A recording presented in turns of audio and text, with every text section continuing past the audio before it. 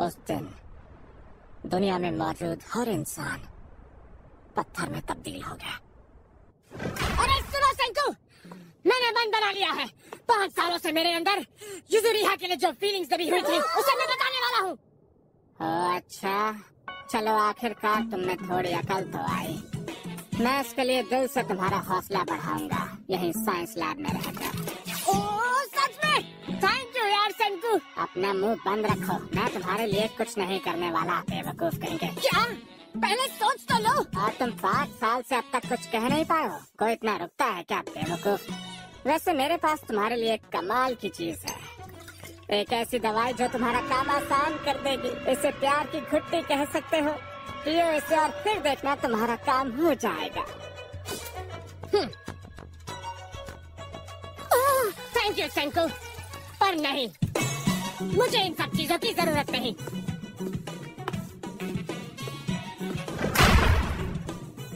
सच में सेंकू, क्या ये प्यार की घुट्टी है? ऐसा कुछ भी नहीं होता, ये तो बस पेट्रोल है। मैंने इसे प्लास्टिक बॉटल कैप से बनाया था। बस पॉलीएथिलीन के मॉलिक्यूलर स्ट्रक्चर के बारे में सोचोगे तो ये सिर्फ एक लंबा गैसोलीन मॉलिक्यूल है जिसके कुछ हाइड्रोकार्बन्स निकाले गए। उसे देख कर ही पता चल जाता है। पता नहीं चला, मुझे भी नहीं चला।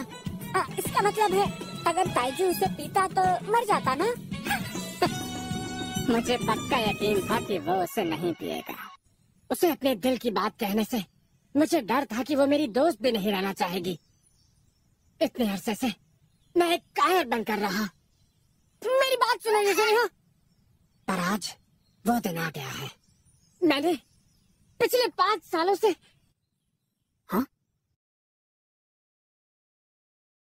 ये क्या? ये रोशनी कैसे?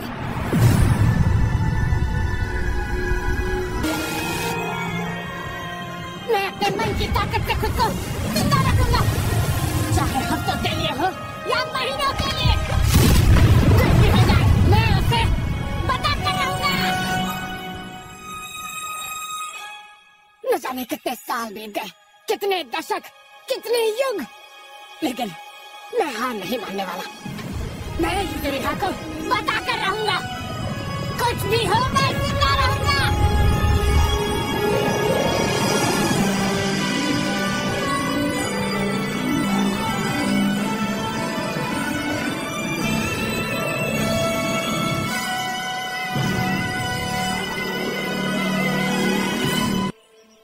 पर आखिर उस बात को कितना वक्त हो गया होगा? माफ करना, अभी मैं तुम्हारे लिए बस इतना ही कर सकता हूँ। अगर ये इलाका ज्यादा बदला नहीं होगा तो मैं नदी के रास्ते वापस पहुँच सकता हूँ, वापस उसी पेड़ के पास। देखो, ऊपर से कुछ गिरा। एक पत्थर से बना हुआ पंछी, जिसने भी बनाया वो कमाल है। जरा इसकी डिटेलिंग तो देखो, बिल्कुल असली लगता है। शायद ये असली है। मेरे दोस्त को भी ऐसा एक पंछी दिखा था, उसने तो उसकी फोटो भी पोस्ट की थी। बेचारा पंछी, शायद ये कोई बीमारी है जिसमें पंछी की स्किन बहुत ही सख्त हो जाती है।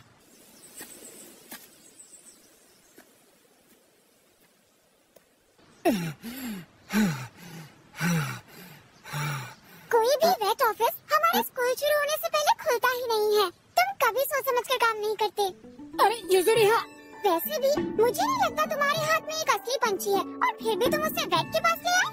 कितने बुद्धू हो, मुझे तुम पर तरस आता है। असल में देखा जाए तो तुम मेरी हिफाजत कर रही थी युजुरिहा।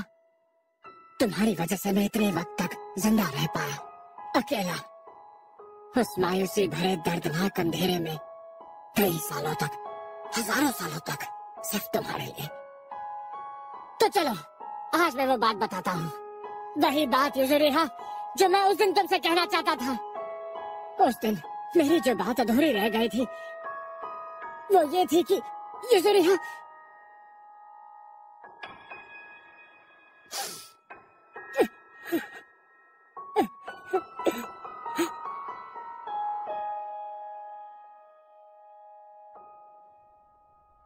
मैंने तुमसे प्यार किया है, तब से लेकर आज तक, हजारों सालों से।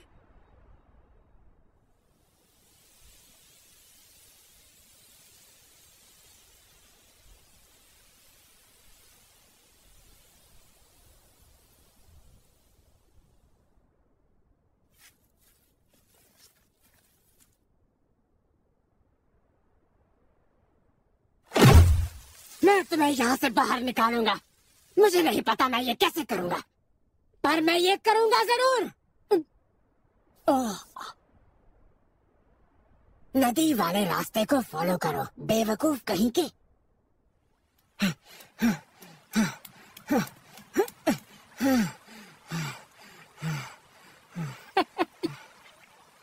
तो आखिरकार तुम जाग ही गए मेरे बेवकूफ दोस्त।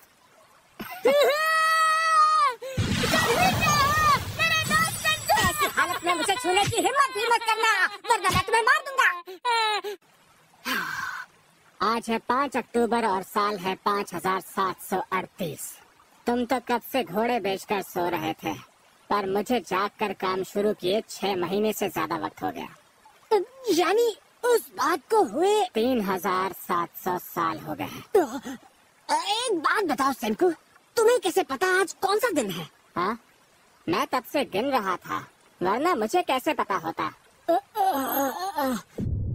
4, 5, 6, 7, 8। अरे यार, मैं फिर से बेहोश होने वाला था। मुझे करीब 8 लाख सेकंड्स पर झपकी आती है।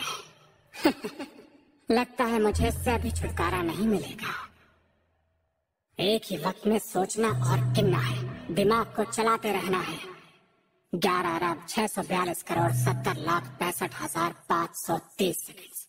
1, 2, 3, 4, 5, 6, 7। अच्छा वो सब तो ठीक है, पर उस अंधेरे में, वो भी इतने सालों तक, पर कैसे? अगर मैं बिना गिने बस अपने मन की ताकत से जाग जाता, और अगर मैं ठंड में बिना कपड़ों के जाग जाता, तो खाना ढूंढने की कोशिश में मेरा ही काम तमाम हो जाता। जिंदा रहने के लिए बसंत में काम शुरू करना जरूरी है, इसलिए मेरे लिए वक्त की सही जानकारी होना बहुत ही ज्यादा जरूरी था।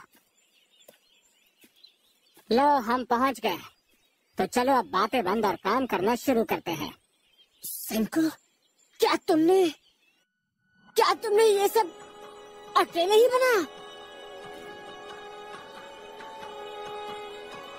मेरे पास मदद के लिए और कोई नहीं है, बस खुद को जिंदा रखने के लिए चीजें जमा करने में ही दिन निकल जाता है। सिविलाइजेशन की फिर से शुरुआत करने के लिए मुझे तगड़े बेवकूफ की जरूरत है। मैं कब से तुम्हारा ही इंतजार कर रहा था ताइजू। मुझे इस बात का पक्का यकीन था कि तुम जिंदा हो। वो बंदा जो यूजुरिहा को अपने दिल की बात बताने के लिए इतना अड़ा हुआ था, वो हजारों साल छोड़ो करोड़ों सालों तक भी जिंदा रहता। तुम इतने भी कमजोर नहीं हो ताइजू। हाँ, मैं कमजोर नहीं हूँ। सारे दिमाग वाले काम तुम संभालो, और ताकत वाले काम तुम मुझ पर छोड़ देना, वो मैं देख लूंगा। इंसानों को स्टोन एज से मॉडर्न एज तक आने में 20 लाख साल लग गए थे। हमें भी एकदम शुरू से शुरू करना होगा। मैं दुनिया को फिर से पहले जैसा बनाऊंगा। मैं हमारे पत्थर बनने और उसे ठीक होने के पीछे के साइंस का पता लगा कर रहूंगा, और मैं यूजुरिहा को बचाऊंगा। हम दोनों हाई स्कूल के लड़के शुरू से एक सिविलाइजेशन की शुरुआत करने वाले हैं। हम इस पत्थर की दुनिया के एडम और ईव बनने वाले हैं। अब आएगा असली मजा।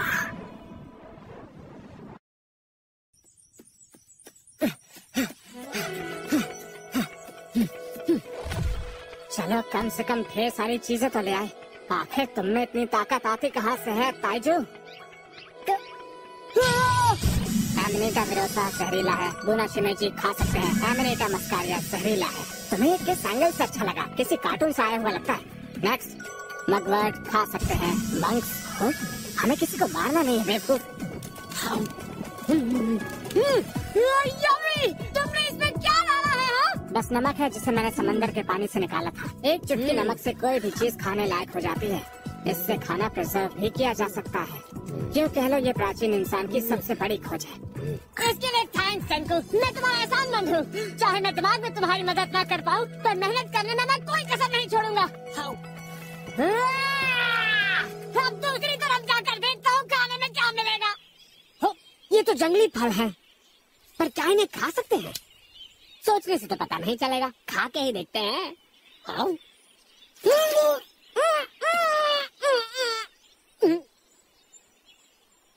मुझे याद है मैंने इसे टीवी पर देखा था। ये तो उस समय का सबसे ताकतवर